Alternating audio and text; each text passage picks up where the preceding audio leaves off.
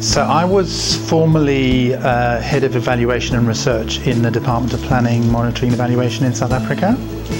And quite early on in my time there, the minister asked me to try and develop some work with Burundi, and because South Africa was playing a sort of support role to Burundi at the time. And I said, well, what about trying to involve more countries? And so what we decided to do is try and find out who in Africa was doing work related to monitoring and evaluation. Uganda, Benin and South Africa were all trying to do a similar approach to developing a national evaluation system. So we decided to start collaborating from that point around evaluation, and started sharing, attending each other's training workshops, forming an informal peer learning grouping.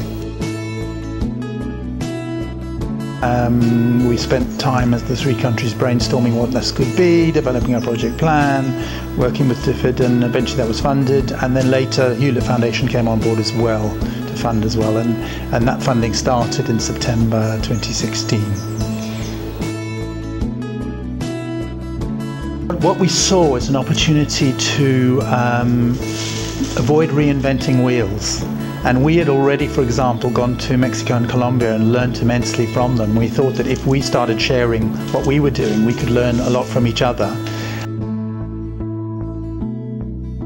Many countries are interested in, to some extent. Most are doing some form of monitoring and interested in that. There are far fewer countries that are interested in evaluation, which is on the one hand much more rigorous, takes longer, is more expensive, and also requires countries to be prepared to face failure. They've got to be prepared to look at failure, acknowledge it, and want to improve. Many countries are not interested in doing that. So we in Twende were really interested in working with those countries that really wanted to use M&E for change, not just for another bureaucratic process which would consume time and money and actually lead to no difference in development outcomes. So at the beginning we weren't specific. We saw there would be benefits in monitoring and evaluation systems that we would develop that would strengthen compared to the way they were before, and we didn't specify exactly what they were. In practice, I think there have been a number of areas which have emerged. One is what you might call instrumental uses, where we've benefited from each other, where, for example, like MPAT, South Africa had an MPAT system, Uganda and Benin liked it.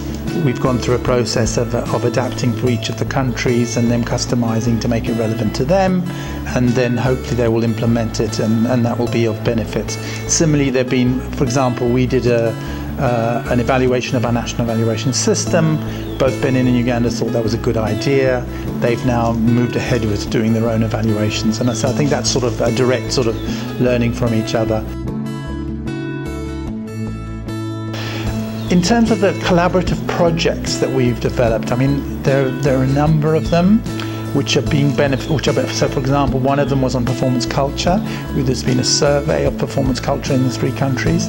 That's something that's valuable to try and understand the culture, bureaucratic culture that the countries are coming with, and hopefully we'll be able to show that with the development of M&E that there's been an improvement in it. Another area has been around doing a gender diagnostic.